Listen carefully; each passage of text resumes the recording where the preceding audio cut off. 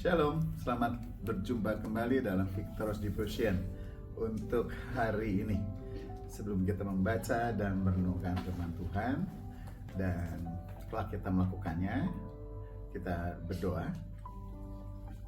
Kembali kami bersyukur kepada Engkau, Bapa yang baik, Bapa yang mengasihi kami, Bapa yang kemurahan dan kesabarannya tiada henti, Bapa yang senantiasa mengajari kami, untuk kami menjadi sosok pribadi yang Kau inginkan melalui setiap peristiwa kehidupan. Waktu demi waktu Tuhan sediakan. Kami berharap kami dapat memenuhi hasrat Tuhan, menjadi semakin seperti Kristus. Kiranya Tuhan, Kau yang menolong kami dan memampukan kami mewujudkan harapan Tuhan. Secara khusus dalam kami menjalani hidup sehari-hari, kami membutuhkan firman-Mu Tuhan. Karena dalam proses perjalanan hidup sehari-hari, kami sadar, kami belajar menjadi yang seperti Engkau inginkan. Kami membaca dan merenungkan firman-Mu, kiranya dalam pengurapan Roh Kudus, Tuhan menolong kami. Dalam nama Tuhan Yesus Kristus kami berdoa. Amin. Satu ayat dari Amsal pasal 30 ayat ke-27, demikian bunyi firman Tuhan. Belalang yang tidak mempunyai raja, namun semuanya berbaris teratur. Hari ini kita belajar dari belalang. Kita bisa belajar dari semut, kita bisa belajar dari cicak, kita bisa belajar dari banyak peristiwa kehidupan. Kita banyak belajar dari pengalaman. Kita juga bisa banyak belajar dari rekan-rekan kita. Dan hari ini kita mau belajar kepada Tuhan, dan Tuhan memberikan materinya adalah belalang. Apa yang dapat kita pelajari dari belalang? Dalam ayat tadi, belalang ternyata tidak mempunyai raja, namun semuanya bisa berbaris dengan teratur. Tidak memiliki pemimpin, tapi bisa teratur ya. Yang memiliki pemimpin tapi hidupnya tidak teratur, berarti harus belajar kepada belalang.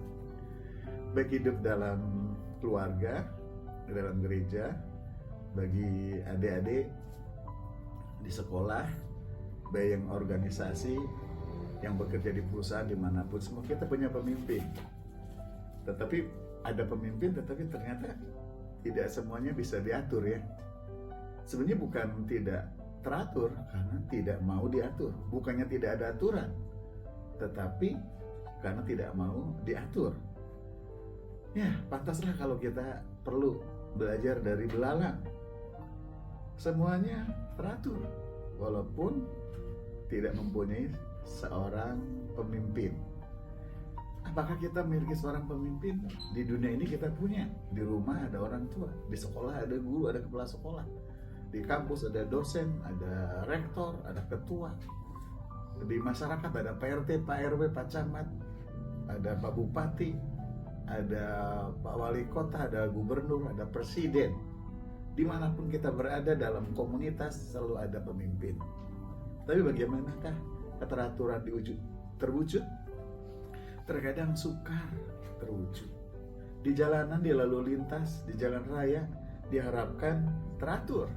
Di sana sudah ada aturan, tapi semua aturan dilanggar sehingga tidak teratur. Siapakah yang susah diatur? Belalang atau manusia?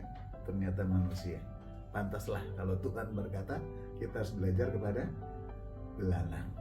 Apa yang kita dapat pelajari dari belalang? Kehidupan belalang sebenarnya kesederhanaan yang efektif. Belalang hidup tanpa pemimpin yang resmi, yang mereka pilih secara demokratis. Mereka nggak punya, tetapi mereka tetap mampu bekerja secara harmonis. Mereka bisa tengok kanan, tengok kiri, lihat depan dan belakang, dan menempatkan diri sesuai dengan posisi dan bagian dan tugas dan kewajibannya. Ini mengajarkan kita bahwa kerjasama dan tingkat kedisiplinan diri, menempatkan diri sesuai dengan bagiannya, ini sangat penting untuk diperhatikan oleh setiap pribadi. Jadi belalang memiliki sifat itu. Ya, dia bisa menyederhanakan dirinya dalam hidup tanpa dipimpin orang, tetapi dia menempatkan diri secara tepat, secara apik, secara harmonis untuk kepentingan bekerja sama. Karena belalang selalu hidup dalam komunitas. Dalam kehidupan kita sering menunggu arahan atau perintah, bahkan sudah diarahkan dan diperintahkan pun tidak dilakukan, sehingga hasilnya ketidakteraturan. Seringkali kita menunggu adanya perintah dan akhirnya kita tidak memunculkan inisiatif, sehingga apa yang terjadi? Ketidakteraturan. Sudah ada pemimpin, sudah ada arahan, sudah ada aturan, sudah ada tugas, sudah ada job description, tapi bisa saja terjadi ketidakteraturan. Nah, yang mengherankan, mengapa belalang bisa teratur? Ya, kita tidak mengidolakan atau belajar dari belalang secara keseluruhan, tapi dari satu sisi sifat, yaitu keteraturan. Jadi kamu belajar teratur, ya kita belajar kepada belalang. Dia menempatkan diri, seakan di dalam dirinya itu sudah ada aturan itu sendiri. Aturan itu sudah menjadi gaya hidupnya, bukan tertulis di papan, bukan dibacakan, bukan diperintahkan, tetapi sudah menjadi lifestyle-nya. Itu yang perlu kita catat. Mari kita belajar kepada belalang dalam hal kita menempatkan diri dimanapun kita berada. Mungkin kita pandai, jangan sok pandai. Mungkin kita nggak mampu apa-apa, jangan minder, rendah diri. Mungkin kita memiliki kelebihan, tidak boleh merasa lebih. Mungkin kita punya banyak kekurangan, jangan juga merasa bahwa kita tidak punya kelebihan. Tempatkan posisi, karena setiap kita di dalam Tuhan itu memiliki tempat yang istimewa.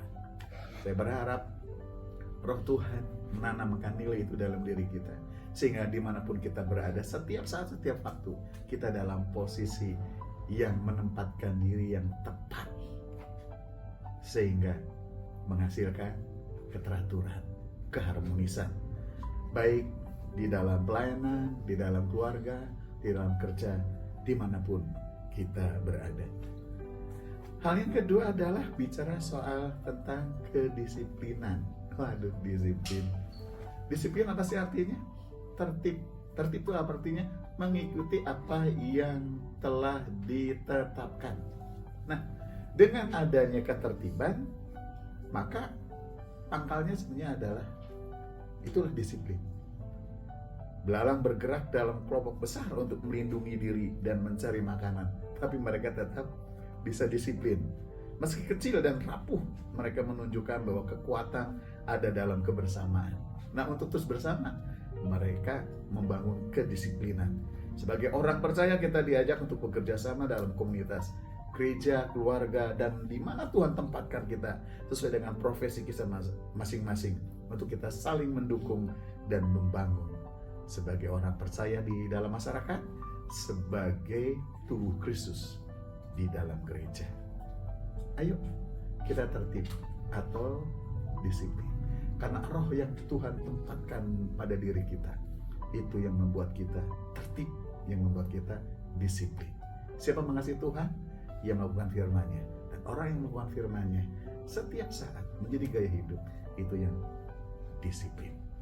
Apakah kita lebih dari belalang? Ya, kita anak Allah. Tetapi mengapa kita harus belajar dari belalang? Karena kita seringkali tidak menghargai diri kita sendiri. Tapi sekarang kita tahu betapa berharganya kita, karena Tuhan telah menyelamatkan dan menebus kita. Jadi kita tidak sekedar belajar dari belalang, tapi mari kita belajar kepada Tuhan yang telah disiplin sedemikian, sehingga Dia berkata, jadilah kehendak-Mu dan bukan kehendak-Ku. Amin untuk firman Tuhan. Mari kita berdoa. Tuhan, Roh-Mu dan firman-Mu yang Tuhan berikan pada kami, ajari kami untuk melakukannya setiap tiap saat, setiap waktu. Sehingga dimanapun kami berada, kami menghasilkan keharmonisan, keteraturan. Kami menghasilkan sikap disiplin, kepatuhan yang berdasarkan kasih.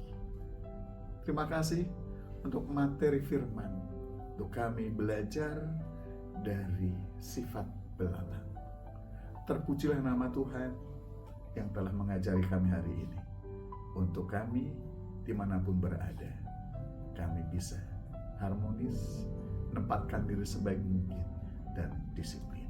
Dalam nama Tuhan Yesus Kristus kami berdoa dan bersyukur untuk firman dan menyerahkan hidup kami sepenuh sepanjang hari ini dalam pengaturan Tuhan. Haleluya.